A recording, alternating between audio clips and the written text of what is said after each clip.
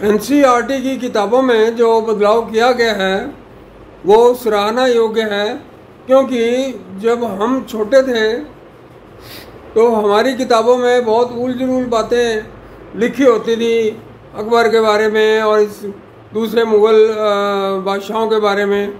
सच्चाई है कि अकबर ने 30,000 ऐसे हिंदुओं का कत्लेआम किया जो जिनके पास हथियार नहीं थे। वो उन्होंने लड़ाई में भाग नहीं लिया था, फिर भी उसने उसका कत्लेआम कर दिया उनका।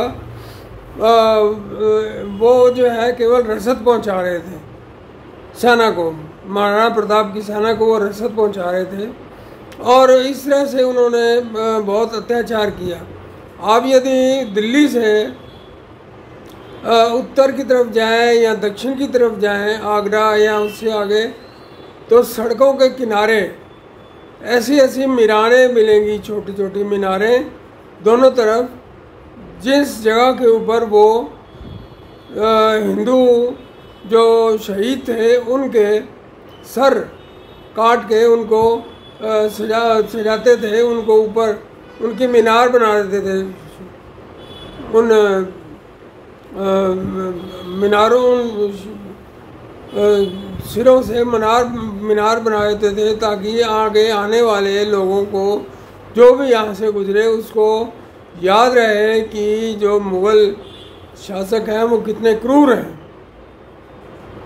ये टेररिज्म का एक उनका तरीका था। हर बात पर हर आदमी को, ख़ास तौर पे हिंदू को टेरराइज करना उनका लक्ष्य था, और वो लक्ष्य आजकल भी जारी है। वो जो मीनारें हैं वो ASI यानी कि आर्कोलॉजिकल सर्वे ऑफ इंडिया के अधीन हैं अब, और उनको ध्वस्त नहीं किया गया है। तो ये उनका एक जो उन्होंने अतीत में गुनाह किए, उन गुनाहों का ये सबूत है।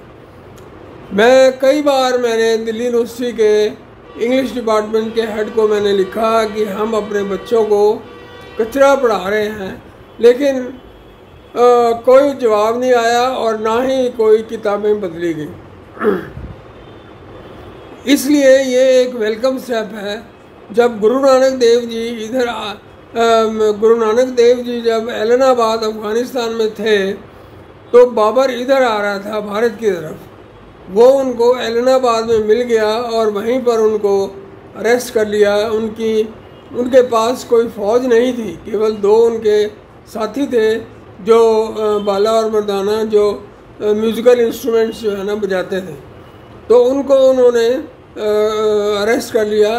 गुरु नानक देव जी ने अपनी वाणी में, अपनी साखी में लिखा है कि जब बाबर इधर आ रहा था तो उस समय जो औरतें थी वो अपनी कोहनी तक सोना पहनती थी।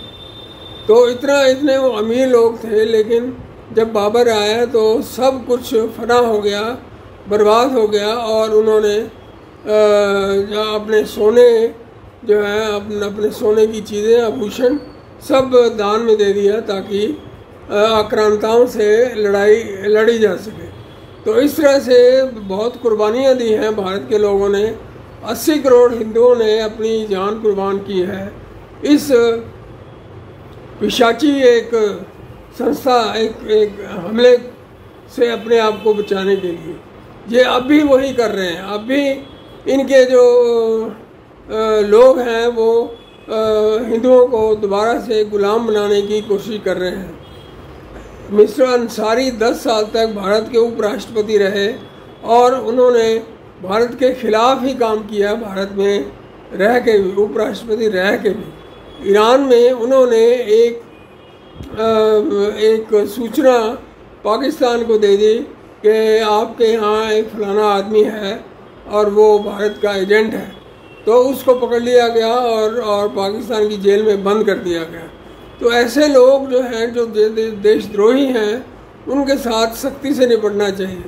सरदार पटेल ने भी उस समय कहा था 1948 में कि मुसलमानों को चाहिए कि अपनी हरकतें जो है ना ठीक करें, अपनी जो है अपनी मन को बदलें, अपने विचार को बदलें और भारत के प्रति वफादार रहें।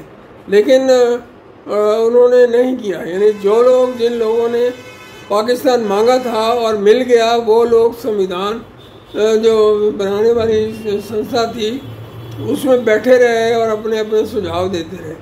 कैसे जो है ना एक मतलब इस तरह की बातें बर्दाश्त की जा सकती हैं। बड़ा भाई छोटा भाई की वो बात करके वो कहते थे कि हिंदू बड़े भाई हैं और हम छोटे भाई हैं, तो बड़े भाई को चाहिए कि छोटे भाई की रक्षा करें और उसको मदद दें। तो मदद ले ली आपने, पाकिस्तान ले लिया, फिर भी आप गए नहीं, तो और ऊपर से आप हमारे जो है ना बच्चों को बरगला रहे हैं, हमारे बच्चों को आप उनका धर्म परिवर्तन कर रहे हैं चोरी छुपे। तो इस तरह से ये बात ठीक नहीं है। तो हिंदुओं को अब सतर्क हो जाना चाहिए, सतर्क नहीं बल्कि प्रोएक्टिव होकर उनको अपने आप को बचाना चाहिए इन लोगों से। और जो NCERT की जो बुक्स हैं वो सही हुई हैं, सही तरीके से उनको किया गया है चेंज। धन्यवाद।